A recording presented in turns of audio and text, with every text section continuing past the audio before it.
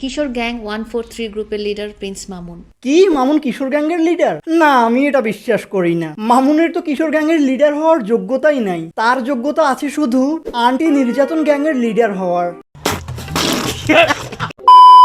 তো লায়লা আন্টি এবার মামুনকে অ্যারেস্ট করাইছে, তার নামে থানায় মামলা দিছে। সে নাকি কিশোর গ্যাং 143 এর লিডার। মানে মামুনকে হেনস্থা করার জন্য আন্টি সবকিছুই করতেছে।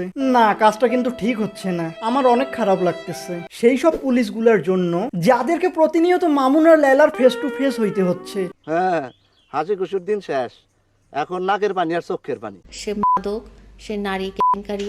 নারী কেলেঙ্কারি না, আন্টি কেলেঙ্কারি হবে ওটা। তোর মাই আন্টি, তুই আন্টি। লায়লার প্রথম চয়েস হচ্ছে প্রিন্স মামুন। এখন সেটা হোক প্রেম করা কিংবা মামলা করা, দুইটাতে লায়লার মামুনকেই লাগবে। আফসোস। বিদেশে নারী পাচারকারী, টিকটকের আড়ালে এইসব জিনিস সে করে আসতো এবং তার গ্রুপ করে আসতো। মানে নিজের ফ্যান ফলোয়িংকে কাজে লাগিয়ে মামুন বিজনেস স্টার্ট করছে। মামুন কিশোর গ্যাংয়ের লিডার কিনা জানি না, বাট সে যে মারা খাওয়া গ্যাংয়ের লিডার আমি সেটা 100% শিওর। লায়লার সাথে পাঙ্গা নিয়ে এখন মারা খাচ্ছে। তোমার কাছে বিচার দিলাম। আপনাদেরকে আমি বলতে চাই যে আপনাদের কাছে মামুন হঠাৎ করে ইমোশনাল কথাবার্তা দিয়ে খুব হিরো হয়ে গেল। একটা টাইমে আপনারাই ওকে নিয়ে অনেক ট্রল করতেন। আন্টি মামুন আমাদের কাছে কখনোই হিরো হবে না, এটা অসম্ভব। বাট এখন সে যদি আন্টি নির্যাতন করে সেটা আলাদা জিনিস। অতি উত্তম সিদ্ধান্ত। লায়লা আন্টি মামুনকে নারী নির্যাতনের কেস দিছে, তাহলে তো মামুন এই দিক থেকে শিশু নির্যাতনের কেস দিলেই হয়ে যায়। কিশোর গ্যাং যেটা বলে, প্রিন্স মামুনের কিশোর গ্যাং কিন্তু অনেক শক্তিশালী। এটা হয়তো আপনারা অনেকেই জানেন না। শক্তিশালী না হলে কি তোমার মতো দামড়া মহিলার সাথে সে মারামারি করে জিততে পারে? আচ্ছা একবার চিন্তা করো, মামুনের যে ফিটনেস আর লায়লার যে ফিটনেস, এই ফিটনেস নিয়েও কেমন করে সে মামুনের কাছে মারি খায়। লজ্জা করে না তোমার? ছি। আমিও প্রথম জানতাম না।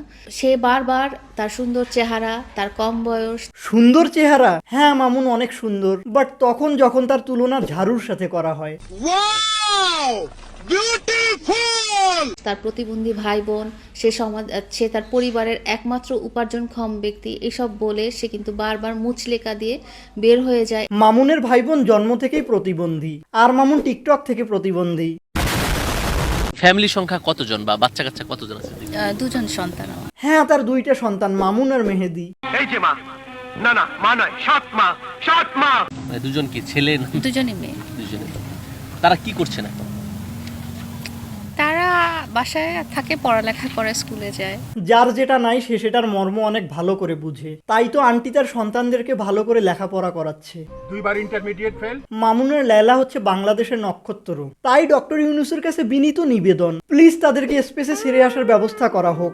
অতি উত্তম সিদ্ধান্ত। মামুন আর লায়লার কারণে আমার পার্সোনালি অনেক হেল্প হয়, কেননা আমার যখন ওভার থিঙ্কিং হয় তখন আমি এদের ভিডিওগুলো দেখি, আমার ব্রেনও কাজ করা বাদ দিয়ে দেয় আর ওভার থিঙ্কিংও হয় না।